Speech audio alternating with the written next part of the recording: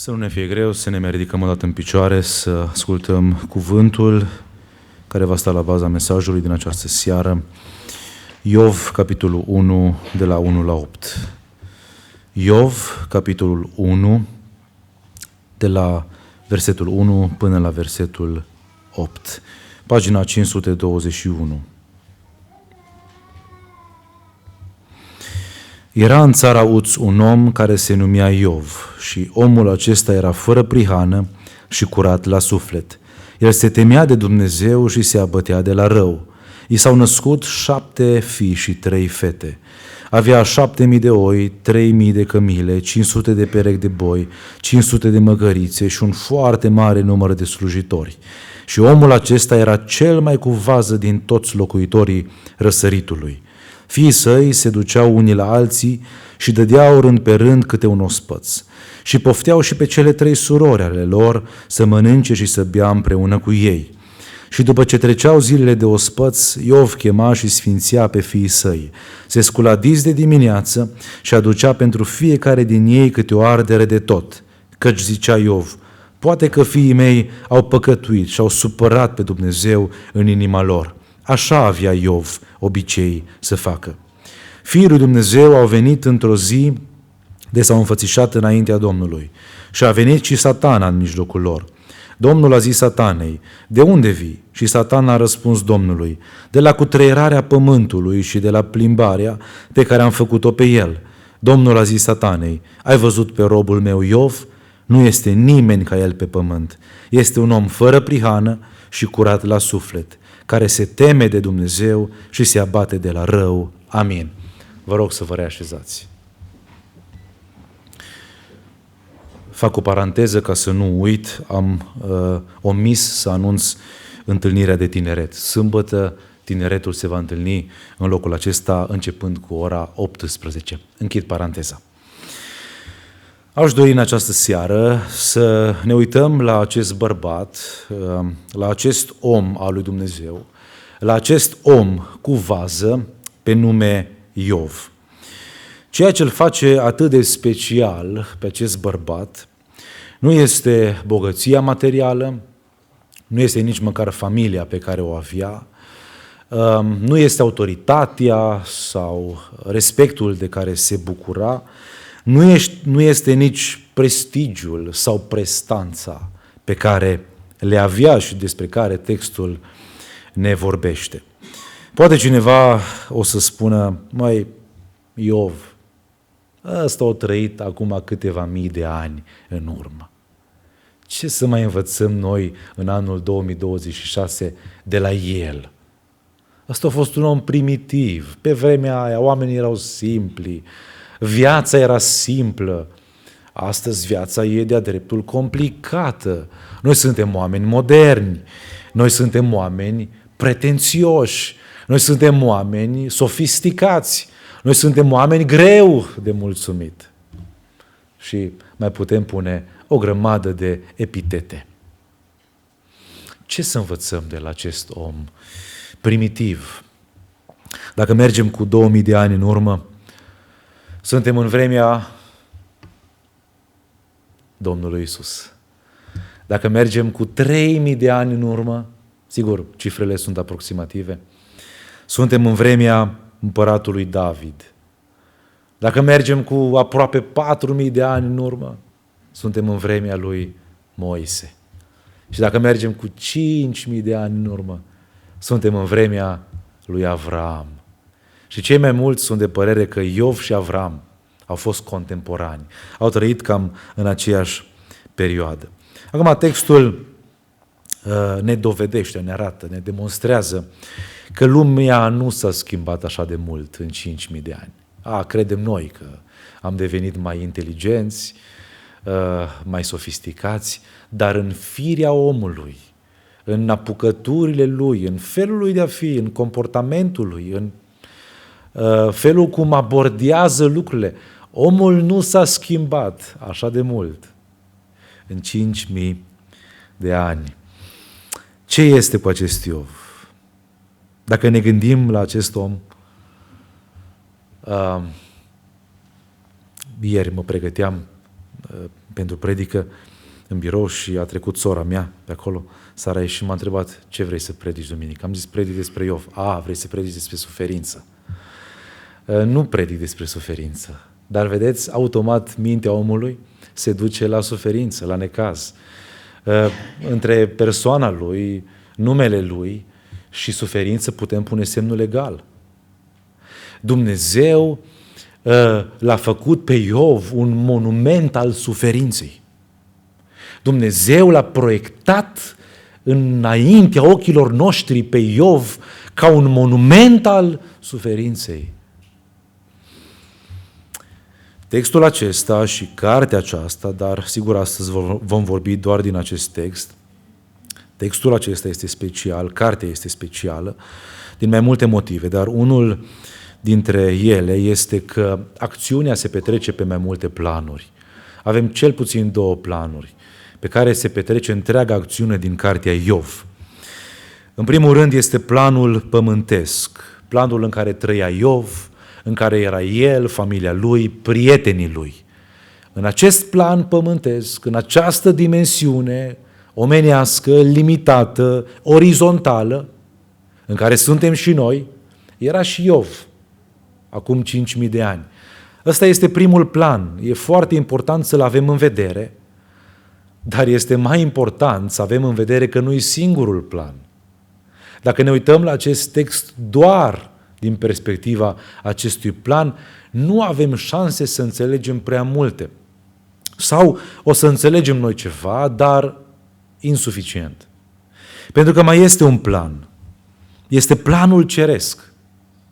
Și cu siguranță v-ați dat seama de lucrul acesta când începe autorul să vorbească de la versetul 6. Fiii lui Dumnezeu au venit într-o zi de s-au înfățișat înaintea Domnului. E clar că deja acțiunea nu se mai petrece pe acest pământ.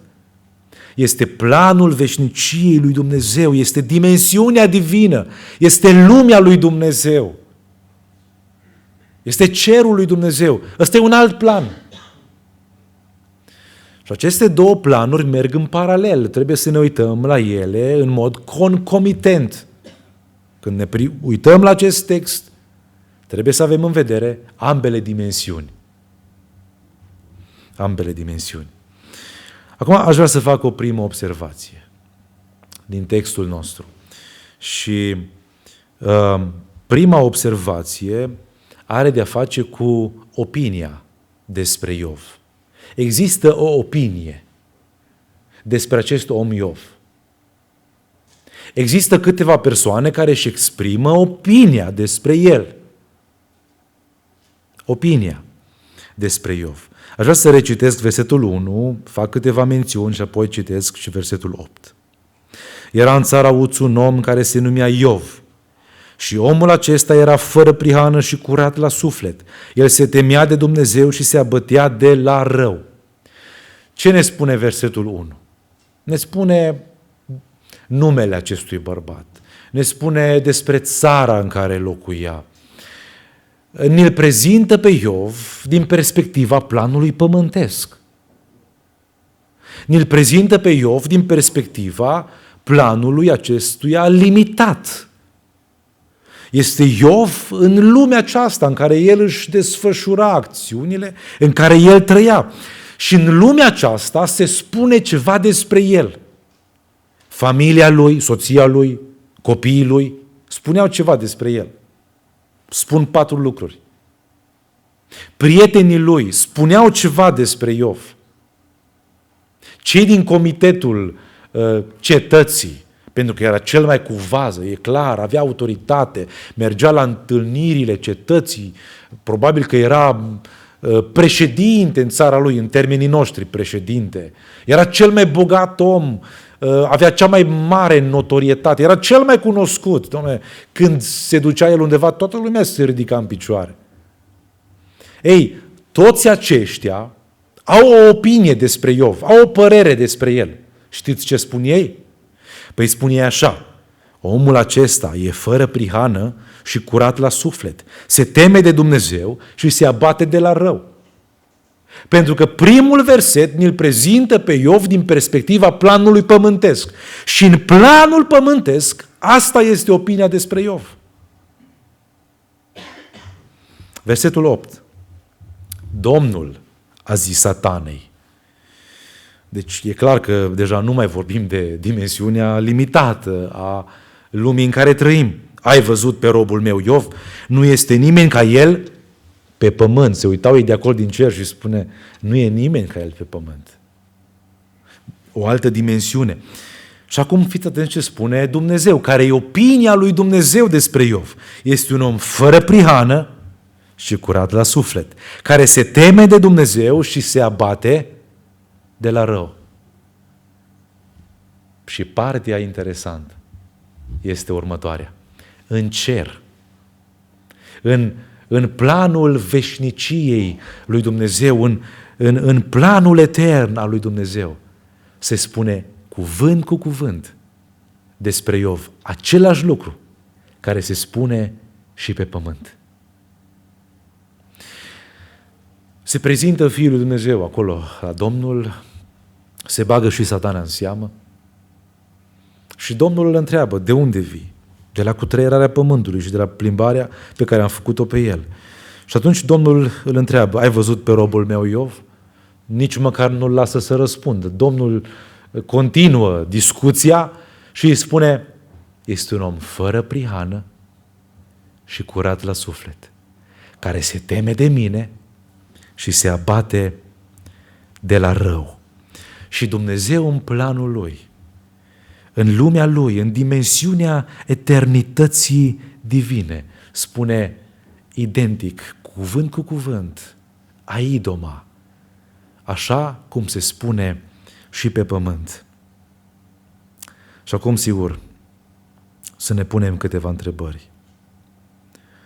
Ce se spune pe pământ despre noi? Ce spun frații, surorile din biserică despre noi? Ce spun prietenii noștri despre noi?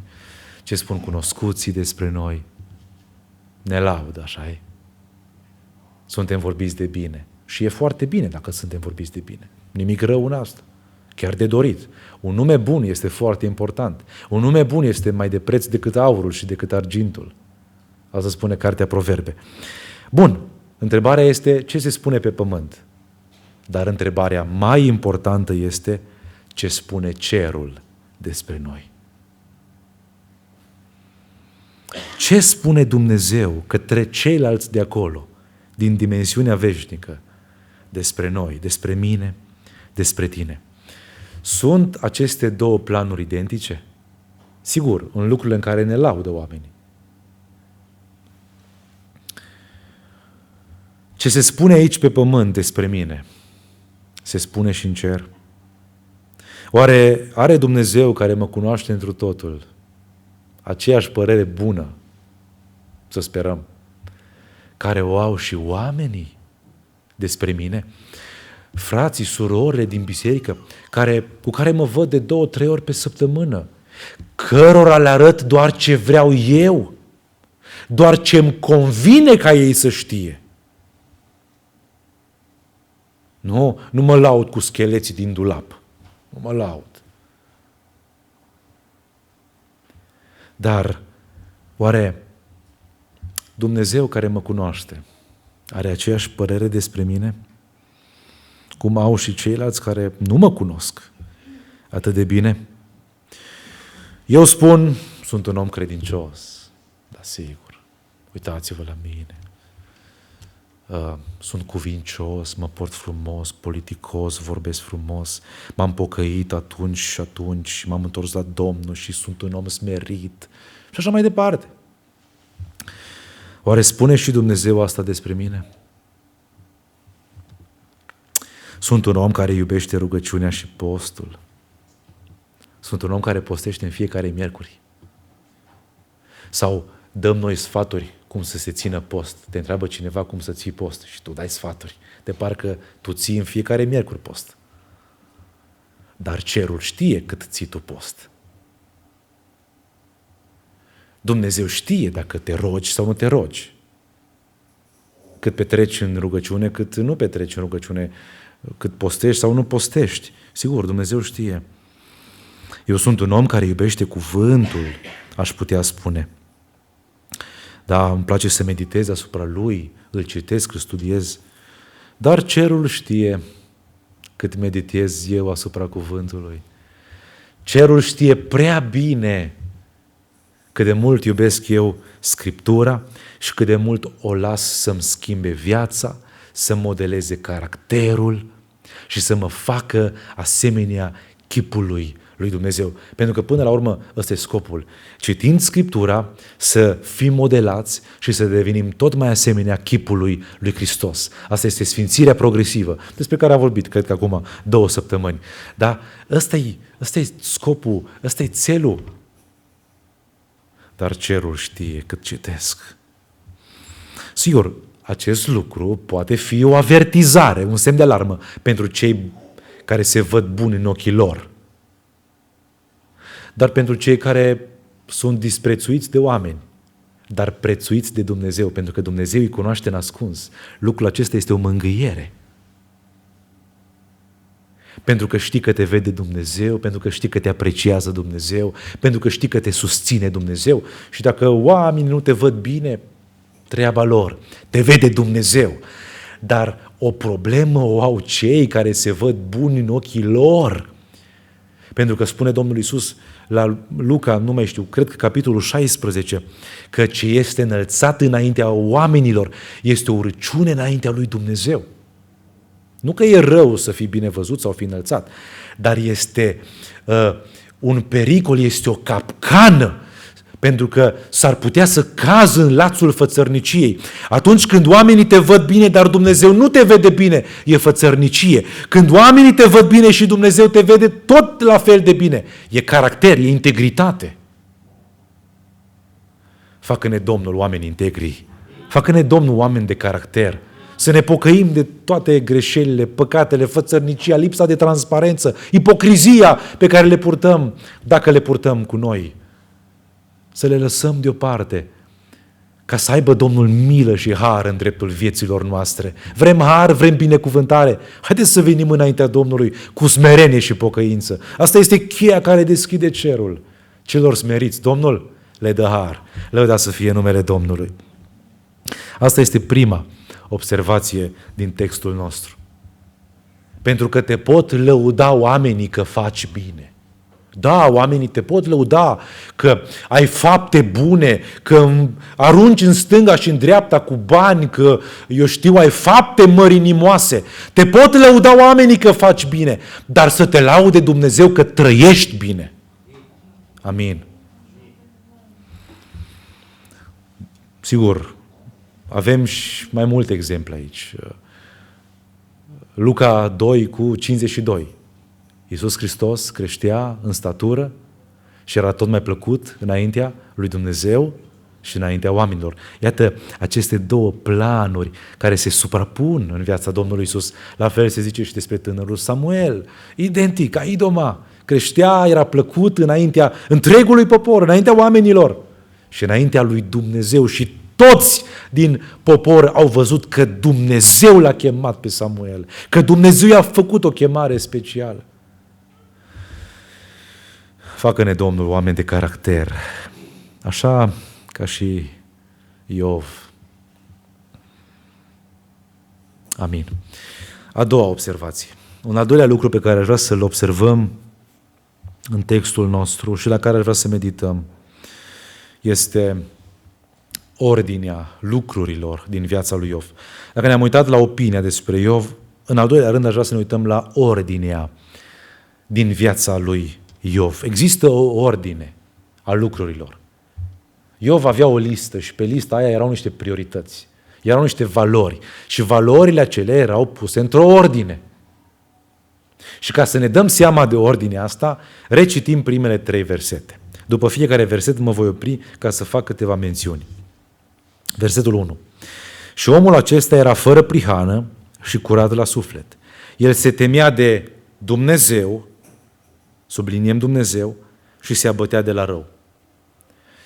Despre cine sau despre ce ne vorbește primul verset? Este Iov împreună cu cineva. Iov în relație cu Dumnezeu.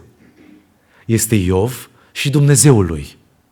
Primul verset ne spune ceva despre Dumnezeul lui Iov și despre faptul că Iov avea o relație cu acest Dumnezeu. Așadar, primul verset, Iov și Dumnezeu. Versetul 2. I s-au născut 7 fii și 3 fete. Despre ce ne vorbește versetul 2? Despre familia lui Iov. Este Iov și familia lui. Așadar, Iov și Dumnezeu, Iov și familia lui. Versetul 3. Avea 7.000 de oi, 3.000 de cămile, 500 de perechi de boi, 500 de măgărițe și un foarte mare număr de slujitori. Și omul acesta era cel mai cu vază din toți locuitorii răsăritului. Ce ne prezintă versetul 3? Iov în relație cu ce? Iov afacerea lui, Iov avuția lui, Iov și business-ul lui, Iov și finanțele lui, Iov și binecuvântările lui materiale, Iov și mai dați câte sinonime vreți. Da? Iov și lucrurile cu care Dumnezeu l-a binecuvântat din punct de vedere pământesc. Așadar, Iov și Dumnezeu, Iov și familia și Iov și businessul sau afacerea. Doar că sunt puse într-o ordine. Asta e cea mai importantă parte. În primul rând este Iov și Dumnezeu. Pe primul loc în viața lui Iov este Dumnezeu. Pe locul 2 este familia. Doar după Dumnezeu. Și pe locul care? Pe locul 3? Eu aș zice pe ultimul loc. Pe ultimul loc. Dacă mai erau și altele, cu siguranță asta aluneca în jos. Sigur, aici este pe locul 3. Dar eu aș spune pe ultimul loc. Este Iov și afacerea lui. Iov și banii lui. Iov și businessul lui. Iov și bogăția lui. Oare cum este în dreptul meu? Se spune oare și despre mine în ordinea aceasta?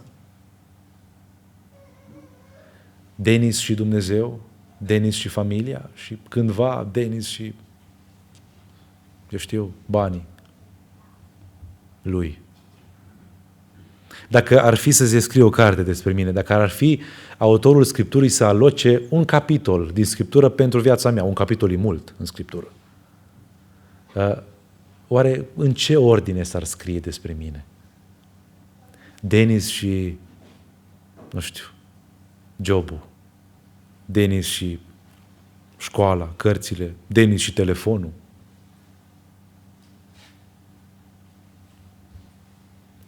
Sau ar fi ordinea aceasta despre care se scrie în dreptul lui Iov? Când spun Dumnezeu pe primul loc, nu mă refer la slujire. Aș vrea să fac și observația aceasta. Poate că cineva se gândește. Frate, prima dată familia și apoi slujirea, dar n-am spus slujirea, am spus Dumnezeu. Mă refer la persoana lui Dumnezeu. Să n-ai alți Dumnezei în afară de mine. Putem să ne facem Dumnezei din orice. Putem să ne facem Dumnezei din copiii noștri. Putem să ne facem Dumnezei din idealurile noastre, din dorințele noastre, din hobby-urile noastre. Putem să ne facem Dumnezei din absolut orice lucru. De aceea spun Dumnezeu pe primul loc, după Dumnezeu familia și apoi cândva, eu știu, pe locul 7, 10, 20, afacerea, business-ul, finanțele pe care Dumnezeu ni le-a dat. Așadar, provocarea este ca ceea ce se spune pe pământ despre mine, ca lucrurile în care mă laudă oamenii, să mă laude și Dumnezeu. Ca așa cum spun oamenii pe pământ, să spună Aidoma și Dumnezeu în cer. Provocarea este ce mărturisesc oamenii despre mine, să mărturisească Dumnezeu și în cer și să mărturisească Dumnezeu despre mine la judecat în ziua de apoi. Acesta este un om fără prihană și curat la suflet, temător de Dumnezeu, care se abate de la rău. Vino în bucuria stăpânului tău. Asta e dorința noastră. Părerea lui Dumnezeu contează.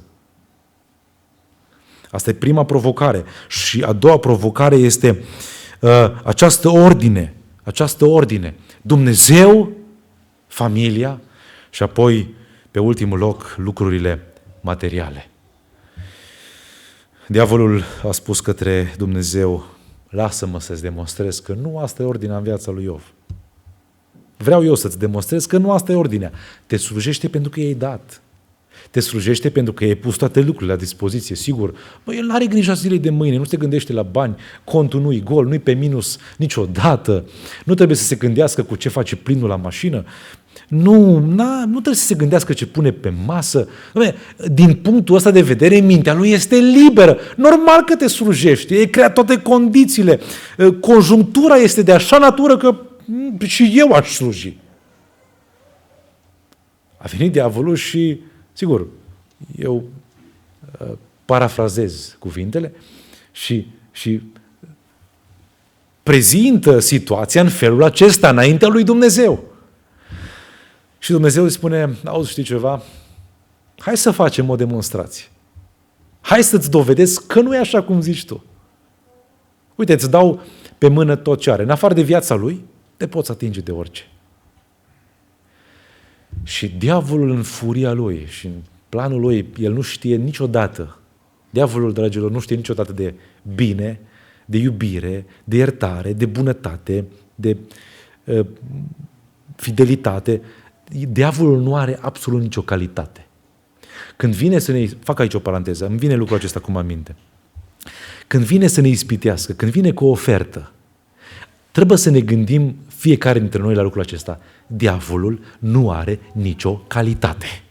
El are numai defecte. El vrea doar moarte, legături, robie, ucidere, zdrobire. Asta vrea el, nimic altceva.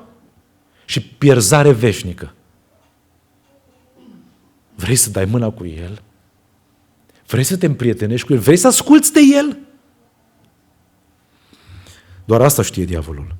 Și vine Dumnezeu și spune: auzi, facem o demonstrație pentru eternitate. Vreau să facem o demonstrație, să fie un exemplu pentru toate generațiile de credincioși care vor veni după el.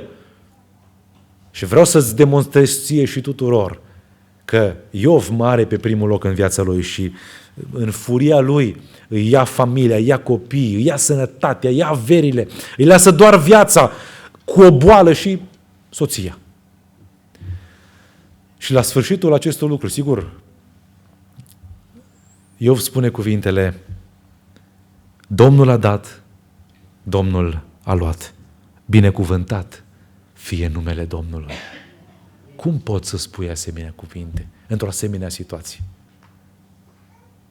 Păi pe noi numai dacă ne doare un pic piciorul avem impresia că mâine murim. Știți cum a putut Iov să spună aceste cuvinte? Nu înseamnă că n-a suferit, nu înseamnă că n-a trecut prin durere profundă, prin agonie groaznică, nu înseamnă, sigur că a trecut. Și a pierdut copiii.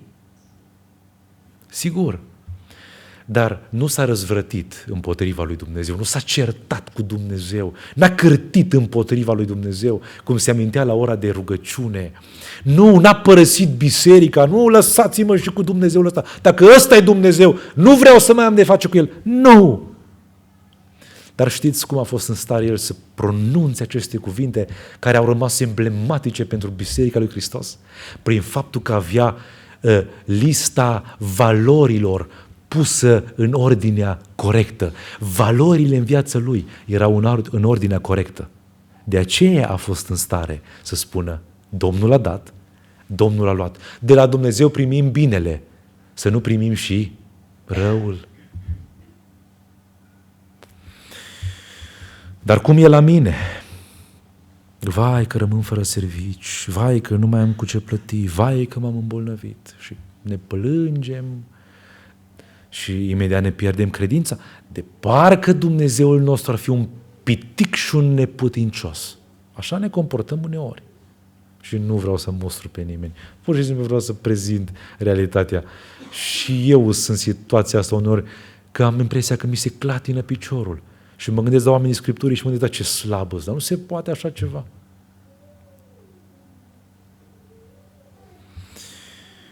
Dumnezeul nostru, dragilor, este onorat atunci când ne punem încrederea în El.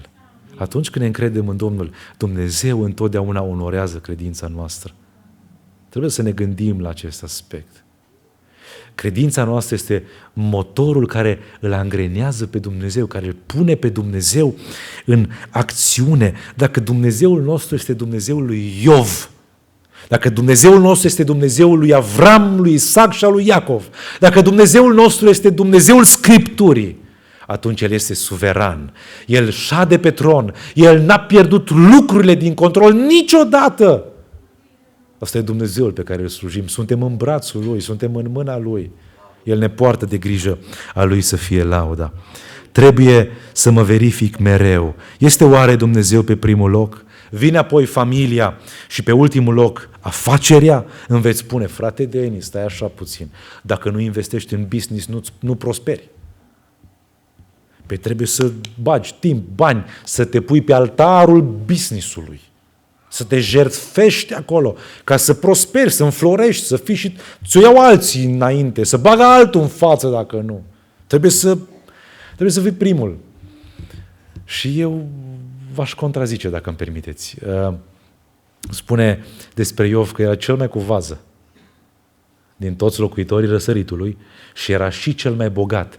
Și totuși, inima lui nu pentru asta bătea, ci inima lui bătea pentru Dumnezeu. Viața lui era pe altarul lui Dumnezeu, nu pe altarul finanțelor, nu pe alt altar, ci pe altarul lui Dumnezeu, pe altarul credincioșiei, pe altarul sfințeniei, pe altarul slujirii înaintea lui Dumnezeu.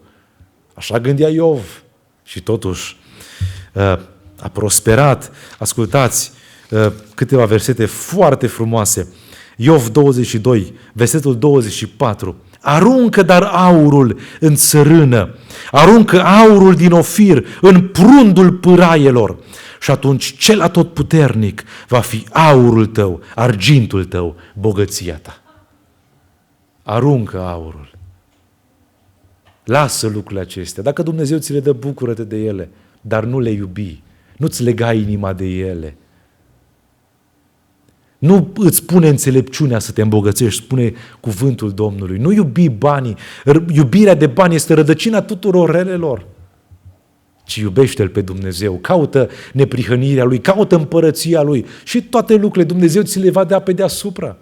La ce ar folosi unui om să câștige toată lumea dacă și-ar pierde sufletul? Frați și surori, oricum Hristos este pe primul loc. Oricum El este Domn, oricum El este Stăpân, oricum El este întâiul, oricum El are întâietate în toate lucrurile, El este întâiul născut dintre cei morți, spune cuvântul Domnului. Din El, prin El și pentru El sunt toate lucrurile. Să nu vă imaginați, cred că am mai dat exemplul acesta și imaginea aceasta în biserica noastră. Să nu vă imaginați că Dumnezeu este așa undeva la o cursă, pe o pistă de alergat și fuge. Și mai are și El alți concurenți și noi undeva de pe margine de acolo îi facem galerie. Hai, știu că poți, aleargă mai tare, știu că vei câștiga. Dacă câștigi, îți dau nu știu ce recompensă. Nu, e foarte greșită imaginea aceasta. Să nu vă imaginați așa că noi cumva îl motivăm pe Hristos să iasă pe primul loc. Nu, El este pe primul loc. Problema e cu inima mea. Pentru că vine Petru și spune, sfințiți în inimile voastre pe Hristos ca Domn. Peste acest univers domnește Hristos. În această lume, în această creație și în afara ei, Hristos este Domn. Nimic nu se întâmplă fără acceptul Lui. Dar El nu forțează lucrurile. El este un gentleman. El vine și spune Scriptura că bate la ușă. Iată, eu stau și bat. Dacă deschide cineva, dacă voiește cineva să deschidă, voi intra la El, voi cina cu El și El va cina cu mine. Ce elegant este Dumnezeu, ce Dumnezeu plin de bunătate și înțelepciune și dragoste slujim. Lăudat să fie numele. El nu intră cu forța, El nu-și câștigă adepți cu sabia, ci prin dragoste, prin credincioșie. Tu asculți rugăciunea, de aceea toți oamenii vor veni la tine. Lăudat să fie numele Domnului. Ăsta e Dumnezeul nostru, dragilor. Merită slujit, merită iubit, merită înălțat în viața noastră și prin viața noastră. Și aș vrea să mai observăm un singur lucru. Recitim versetul 5. Și după ce treceau zilele de ospăț, Iov chema și sfințea pe fiii săi. Se scula dis de dimineață și aducea pentru fiecare din ei câte o ardere de tot. Căci zicea Iov, poate că fiii mei au păcătuit și au supărat pe Dumnezeu în inima lor. Așa avea Iov obicei să facă. Aș vrea să ne uităm la obiceiul lui Iov. Este o opinie despre Iov, există o ordine în viața lui Iov și există și un obicei al lui Iov. Unii se deranjează la cuvântul ăsta obicei. Frate, obicei, tradiție, ritual. Nu ne place obicei. Noi suntem liberi, suntem în Hristos. Nu mai avem obiceiuri. Poate unii nu merg așa de departe. Să zică, nu, ce e cu legalismele astea, cu tradiționalismele astea, cu ultraconservatorismul ăsta? Ce-s cu obiceiurile astea? Noi nu avem obiceiuri, noi suntem din ăștia liberi. Poate unii nu merg așa de departe. Unii spun, un obicei, o tradiție, nimic mai mult. Nu are prea mare greutate. Cu sau fără el, fără acest obicei, cu sau fără el, tot aia. Dar nu e așa. Este mai mult decât un obicei. Este mai mult decât o tradiție, este mai mult decât o jertfă pe care Iov o aducea, pentru că ne spune textul că așa avea Iov obicei să facă. Dar e mai mult decât un obicei. Este ceva spiritual acolo, este o valoare intrinsecă, este ceva duhovnicesc acolo, este ceva care îl mișca pe Dumnezeu. Este ceva valoros în acest verset și în acest obicei pe care Iov îl avea. Și Iisus Hristos avea obiceiuri. Ca să nu creadă cineva că eu știu. Domnul Iisus Hristos ne spune Evanghelia că după obiceiul lui se retrăgea în munți și se ruga noaptea. Bun obicei să te rogi. Foarte bun. Să-ți faci un obicei din a te ruga. Să-ți faci o disciplină zilnică din a te ruga.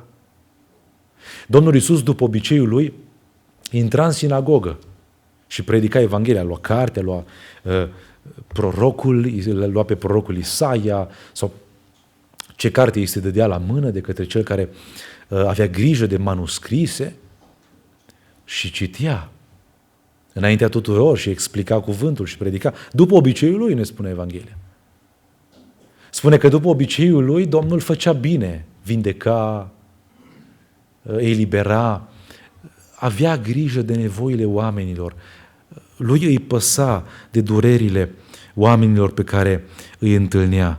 Și dacă până la versetul 5 avem impresia că ni se prezintă așa niște lucruri generale despre Iov, la versetul 5 ni se deschide o ușiță, se ridică roleta la geam, se trage perdeaua și ne lasă autorul să privim puțin în familia lui. Hai să vedem un pic ce se petrecea în casa lui, în familia lui, între el și copiii lui. Pentru că este mai mult decât un obicei. După fiecare întâlnire pe care copiii ăștia o aveau, pe fiecare părtășie, ospăț al copiilor, masă pe care ei o dădeau și la care le invitau și pe surorile lor, ce familie unită, ce familie model, ce familie nepărtinitoare, nu noi bărbații, voi la Cratiță sau eu știu pe unde să vă duceți. Nu. Băieții și fetele, toți împreună acolo, suntem frați. O familie unită, extraordinar. Extraordinar. O familie model. O familie perfectă, nu ni se spune nimic negativ despre ea. Cel puțin despre Iov nu se spune nimic negativ. Da. Și după ce se terminau acele zile, spune textul că Iov îi chema rând pe rând pe copiii lui la sine ca să-i sfințească. Prin obiceiul lui, prin jertfele pe care le aducea, îi sfințea, aducea arderea de tot pentru fiecare dintre ei. El nu spunea, măi copii, mai terminați cu astea, că mă băgați în faliment. Dacă în fiecare săptămână dați câte o masă, păi dacă pentru fiecare dintre voi trebuie să aduc câte un animal jertfă, sunteți 10 pe săptămână, da, într-un an 530, 540 de animale, mă băgați în faliment, mai răriți cu astea. Nu așa pune problema tata Iov. Nu contează cât costă sfințenia copiilor noștri, n-are preț. N-are preț. Să coste cât vrea. Să ne coste orice ne-ar costa. Sfințenia copiilor noștri n-are niciun preț. Nu asta era problema lui. El vrea să-și aibă copiii sfinți și curați înaintea Domnului. Tata Iov avea priorități bune. Nu conta că trebuia să-i aducă la tineret, să stea după ei câteva ore sau să meargă înapoi acasă, apoi du-te, vino înapoi, adu-i, fă drumuri, fă-ți plin la mașină, eu știu, cândva la grup de adolescenți, la repetiții. Și așa, nu conta că trebuia să facă drumuri cu ei. Dorința lui era să se asigure că ei sunt în prezența lui Dumnezeu. Și lucrul acesta pentru el nu avea preț. Nu avea preț. Nu a spus, băi copii, n-am timp de asta astăzi. Nu știu dacă ați uitat, dar eu sunt Consiliul Orașului. Da? Când mă duc eu acolo, toți se ridică în picioare. Ședința nu începe fără mine. Nimeni nu scrie niciun proces verbal fără să apăr și eu. Toți mă așteaptă. Nu se poate. Asta o lăsăm pe altă dată. Astăzi nu avem timp. Pur și simplu nu avem timp. Na. Spune textul că se trezea dis de dimineață. Prima dată la altar. Așa începea ziua la tata Iov. La altar. La altar. Pe părintele credincios îl interesează ca al lui copii să-L cunoască pe Domnul. Nu îl interesează ce mașină conduce, cu ce mașină merge la școală, să-i cumpere ceva să fie mai presus decât alții, să fie mai bine văzuți decât toți ceilalți, să-L împingă în față, să-L promoveze, să-L propulseze. Nu asta îl interesează pe părintele credincios în primul rând, ci în primul rând îl interesează sfințenia copiilor lui. Îl interesează ca copiii pe care Dumnezeu i-a dat să fie în prezența lui Dumnezeu. Ce spuneți, dragii mei? Cum ar fi să înălțăm altarul sfințeniei în casele noastre? Stâlpul sfințeniei. Stâlpul sfințeniei să fie stâlpul caselor noastre. Familia asta nu era îngustă. Nu era îngustă la minte. Iov nu era prea strict. Nu era prea pe tradiții. Nu era prea pe obiceiuri. Pentru că asta e mai mult decât un obicei. Are ceva spiritual. Textul ne spune că Iov făcea asta pentru că poate careva din copiii lui l-a supărat pe Domnul, cum spune acolo, în inima lui. Extraordinar. Aud des chestiunea aceasta și nu sunt de acord cu ea. Părinții noștri mai de mult nu știau ei. Ce știau ei acum 2-3 generații? Ei erau dintr-o bucată, nu știau ei să se comporte cu noi. Eu nu cred asta. Eu cred că în orice vreme Dumnezeu a avut oameni înțelepți. Dragilor, nu ne trebuie cărți de parenting. Știți ce ne trebuie? Teamă de Dumnezeu. Și teama de Dumnezeu ne învață toate lucrurile. Inclusiv cum să ne creștem copiii. Inclusiv cum să avem bunătate, dragoste, acceptare, iubire față de ei. Teama de Dumnezeu ne învață în orice domeniu. Și ne face oameni demni. Și oameni cum să cade, și oameni de cuvânt, și așa mai departe. Iov ăsta este extraordinar. Acum 5.000 de ani, el știa să se uite în inima copiilor lui. Nu venea, ce cu freza asta? Tu tunde-te, că nu te tund eu. Ce cu hainele astea? Schimbă-le că îți dau foc la hainele astea. Dacă nu ajungi până la ora 9 acasă, apoi în fața ușii dormi toată noaptea. Nu așa punea problema Iov. Ci Iov vrea să vadă care-i, Domne, frământarea copilului în inima lui. Care-i durerea lui. Care-i necazul lui. Care-s gândurile lui. El se gândea dacă nu cumva l-a supărat pe Dumnezeu careva în inima lui. Pentru că dacă ai schimbat inima și dacă ai câștigat inima, ai câștigat orice. Își face și freza cum trebuie, își îmbracă și haine decente, știe și la ce oră să vină acasă, sigur, cu educație, cu ajustări, cu mustrări, cu așa, dar se corectează. Lucrurile se îndreaptă. Dar trebuie să le câștigăm inima. Fiule, dă-mi inima ta. Și să găsească ochii tăi plăcere în poruncile, legile mele. nu era un simplu obicei, ci se uita la inima lor, îi sfințea înaintea lui Dumnezeu, aducând jertfe pentru fiecare dintre noi. Oare cum se convertește exemplul lui Iov la zilele noastre, la situația noastră? Cum putem converti pentru anul 2026 ceea ce făcea Iov? Câți copii ți-a dat Domnul? 2, 3, 1, 2, 3, 4, 5? Roagă-te în fiecare săptămână în mod special pentru unul dintre ei. Și săptămâna asta pentru primul, săptămâna viitoare pentru al doilea, săptămâna cealaltă pentru al treilea. Și tot așa până e terminat. Și când e terminat, o iei de la capăt. Nu lași nicio săptămână pauză. Da? Îi iei pe rând pe fiecare. Și într-un mod constant, perseverent, în rugăciuni de mijlocire, îi aduci pe copiii tăi pe brațe de rugăciune. Și când ai terminat, o iei de la capăt. Sfințirea n-are preț. Asta e cu rugăciunea și cu postul la fel. Săptămâna asta ții post pentru cel mai mare, săptămâna viitoare pentru al doilea, săptămâna cealaltă pentru al treilea. Și când e terminat, o iei de la capăt. Și duci în felul acesta o viață de mijlocire înainte lui Dumnezeu pentru copiii tăi. Și dacă există ceva ce le va câștiga sufletul în această lume care atrage înspre ea, acest lucru îi va câștiga. Dragilor, știți cum e? Noi aproape că lumea îi atrage foarte tare pe copiii noștri. Ofertele ei sunt nelimitate, ofertele diavolului sunt nelimitate și sunt aproape irezistibile, mai ales pentru cei nenăscuți din nou. Aproape că lupta noastră este să-i smulgem de acolo, din lume. Pentru că ei parcă sunt cu un picior acolo. Și ne luptăm să-i smulgem de acolo. Cum credeți că îi vom câștiga? Uitându-ne toată ziua la televizor, stând pe filme și pe alte lucruri. Da. Dumnezeu nu se lasă să fie batjocorit. Ce seamănă omul aceea va secera. Sigur că Dumnezeu are har și îndurare pentru fiecare. Și când Dumnezeu intervine, cum spuneam la ora de rugăciune, El face minuni. Dar să nu ne bazăm pe excepții, să ne bazăm pe regulă. Să ne bazăm pe regulă. Există har, dragilor, există har. Și în orice situație ne-am aflat, oricât de departe ți-ar fi copiii, totuși există ceva ce nimeni nu ne poate lua.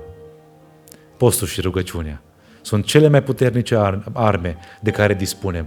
Să ne rugăm și să plângem pentru fiicele Ierusalimului, spunea, dacă nu greșesc, profetul Ieremia. Dragilor, dacă nu ne mai rămas nimic altceva, să ne rugăm și să plângem. Și lucrul acesta nu ne-l poate lua nimeni.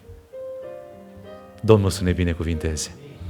Haideți să ne ridicăm în picioare, dragilor, să mulțumim Domnului pentru timpul petrecut în locul acesta, pentru părtășia avută în casa Lui, pentru harul pe care ni l-a dat, pentru rugăciunile pe care le-am făcut, cântările pe care le-am auzit, cuvântul de învățătură, pentru toate lucrurile, să-i mulțumim Domnului. Și în scopul acesta rog pe fratele Daniel Dubei să-și înalțe glasul, Dumnezeu să primească jertfa de mulțumire și El să ne binecuvinteze.